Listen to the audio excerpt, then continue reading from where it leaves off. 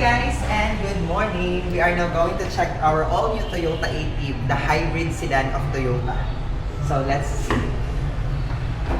So unlock muna natin yung door. So it's a keyless entry, so you don't need to press on your key. Basta malapit ka lang, you can unlock the door for you. So let's open the engine. Let's check what's inside. Under the hood, it has 1.5 hybrid electric engine. So it ranges from 25 to 30 kilometers. Inch alloy with machine cut. So push start yung ano niya, start ignition, this one. So I'm gonna press the brake and you can see the light and let's begin. So let's start. It's so tahimik. So ayan yung kanyang ang tahimik ng kanyang engine. You can see. We have here the Apple CarPlay and Android Auto for the vehicle. And we also have a wireless charger here. Ayan. Yun, nag-charge yung phone. And then for the aircon naman niya, this is the dial for the fan blow, the thermostat, circulation, and the AC on, the off of the aircon and the auto. Your hazard is located at the center. And this one has Android Auto. Let's try the Android Auto. So I'm gonna try to connect my phone here. Let's see ano yung interface ng ano niya.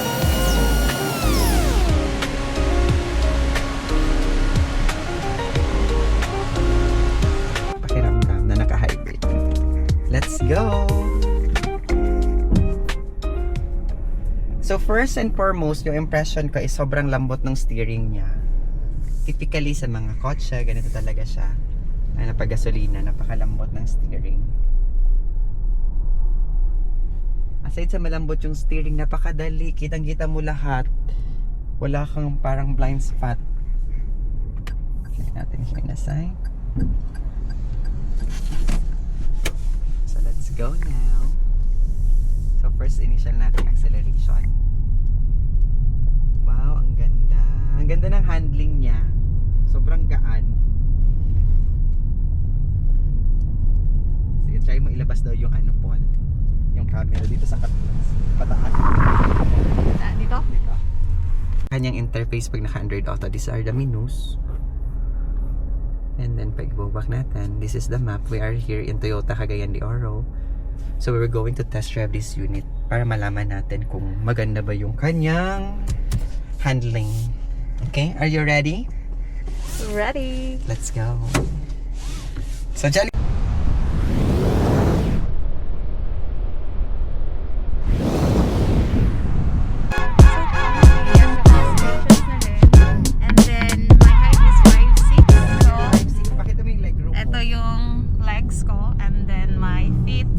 Meron pa siyang mga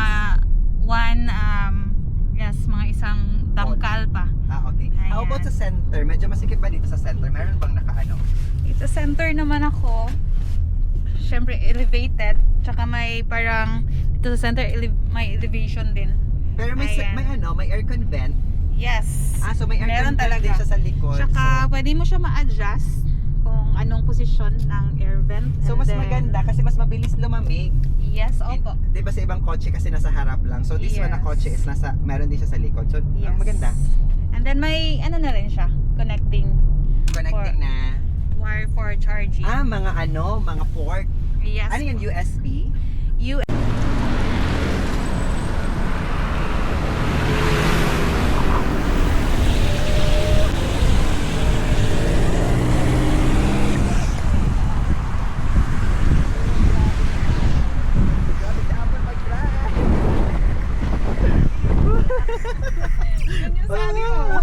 So ayan, nakita nyo?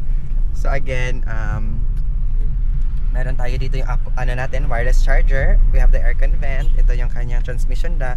And meron tayong lagayan dito ng coin. Syempre para hindi maligaw yung mga coins natin. And we have another compartment here. By the way, si Apple is, anong height mo, Paul? 5'6". 5'6". And then look at the headroom ni Apple. Sobra pa ring taas. And then sa kanyang spacious talaga. Sa niya. So happy. We're so happy na na-try namin tong Ative as it launched yesterday pa lang. Tignan mo yung likod. how sophisticated the seats are. Oh, di ba? Perforated yung center niya para hindi masyadong mainit even though leather siya lahat. Meron siya mga vents na butas-butas siya. So we are now here crossing. Okay. By the way, meron din siya lagayan ng sa eyeglasses mo. Oh, di ba para ka na naka-Fortuner tapos ito yung mo. Parang GRS lang. Kaya nga tapos dito sa'yo, teka lang Paul. Yung sa driver ang may salamin. Usually, sa mga ganitong sasakyan, dito yung may salamin sa passenger. So, since sedan siya, usually ang gumagamit talaga nito is owner. So, hindi ka nagiging passenger princess. So, si driver talaga yung kailangan ng salamin. Ayan. Pasensya na Paul ha. Saglit lang to. Ayan. O, diba? Nandoon yung salamin. Hello. Kasi diba pag yung mga bumili ka ng mga SUVs, yung salamin kay nandito. Yung driver kay walang salamin. So ngayon yung driver na yung may salamin kasi siya so nandito na yung spare tire mo, nandito na rin yung set of tools mo nakalagay, and then maluwag siya ha, in fairness, kahit sabihin mo na medyo lumiit na yung likod Sulod niya. ko sir, higda. Sige, higda daw Paul, ato tanawon. So ito 5'6", papahigain ko dito sa compartment. Magic, mawawala to siya. Wow! Hala, oo nga, maluwag talaga siya. Pwedeng matulog. Ano to Paul? So nandito yung Yung sa battery niya. let's see ha. So yung battery niya wala sa front, nandito. Yung battery po ito na yung sa starting ng engine. Okay. Like ka. Toyota 80 for the Elevate U. So, ayun. Ganda-ganda. Ito yung kanyang daytime running lamp tapos kanyang headlamp. Pero what you can see on the